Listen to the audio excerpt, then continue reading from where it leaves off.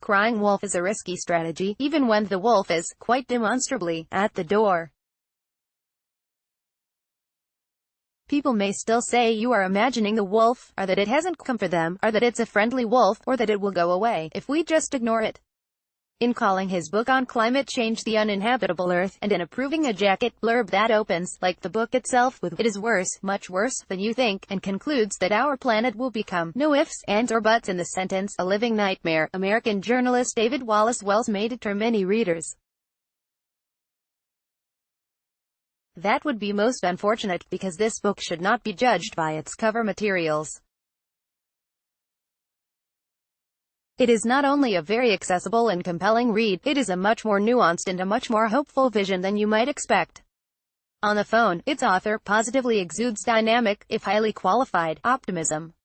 He does not take the malign scenarios he has sketched so vividly for granted. But he does want us to be acutely aware that they are possible, even probable, depending on how we act now. Every tick upward is going to make the planet worse, but every tick upward that we avoid is going to make the planet a healthier, safer place to live. I think one of the really important things about global warming that most people, even those most engaged with it, don't appreciate is that this is not a binary question. It's not a matter of whether we cross the threshold of catastrophe or not. Every tick upward is going to make the planet worse, but every tick upward that we avoid is going to make the planet a healthier, safer place to live. Yes, we have done a great deal of damage to the planet, over the last 25 to 30 years especially. But to me, in a sense, that very damage is a measure of how much power we retain over the climate going forward. And I see the future as entirely open-ended. Yes, there is a little bit of warming already baked into the system. In theory at least, if we made some large-scale changes immediately, we would be able to stabilize the climate at something close to what it is today.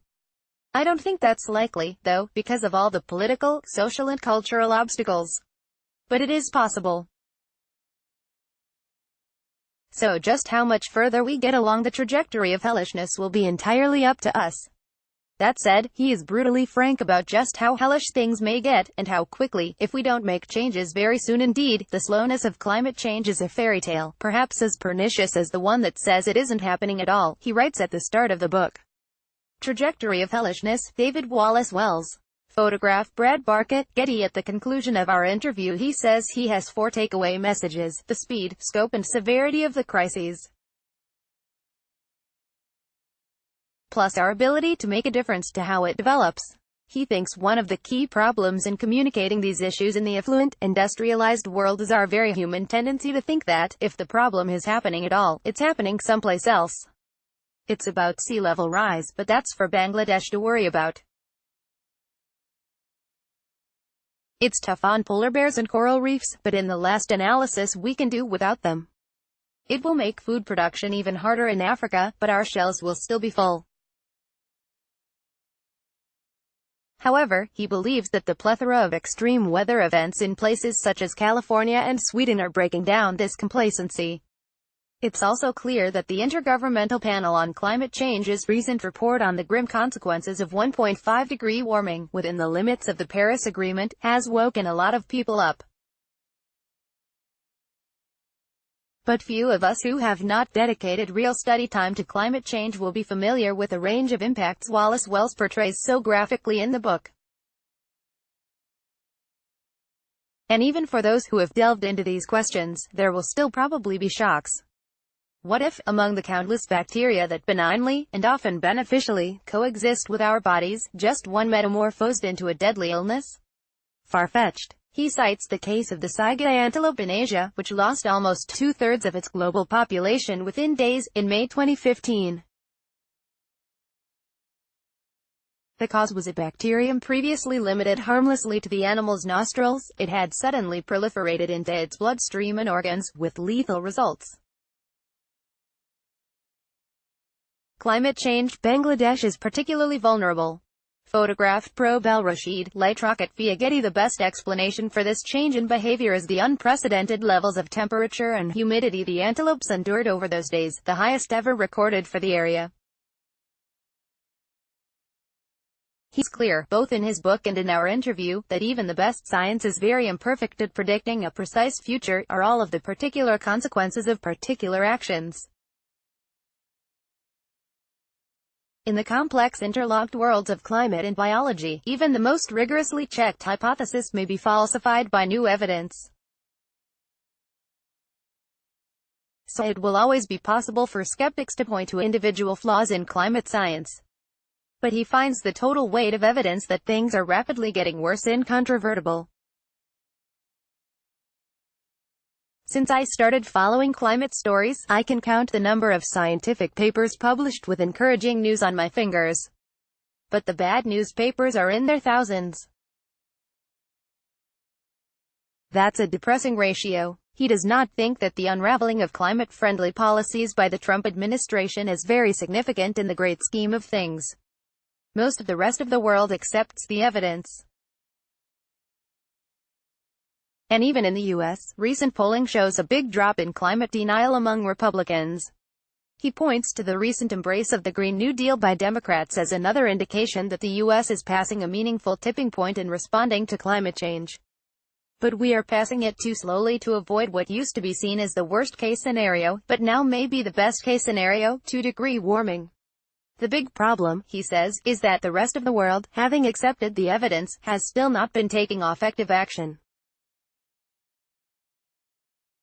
He argues that one of the reasons may be the way we think about nature itself. And he thinks that climate change itself may revolutionize that way of thinking, but it will be a rude awakening. We think of nature as something outside ourselves, as something that doesn't really concern us.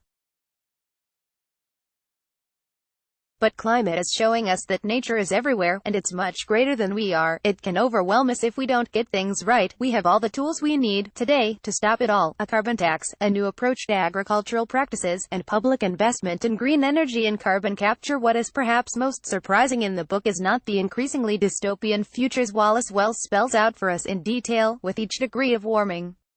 It is that he believes that we have all the tools we need today to stop it all: a carbon tax, and the political apparatus to aggressively phase out dirty energy, a new approach to agricultural practices, and a shift away from beef and dairy in the global diet, and public investment in green energy and carbon capture.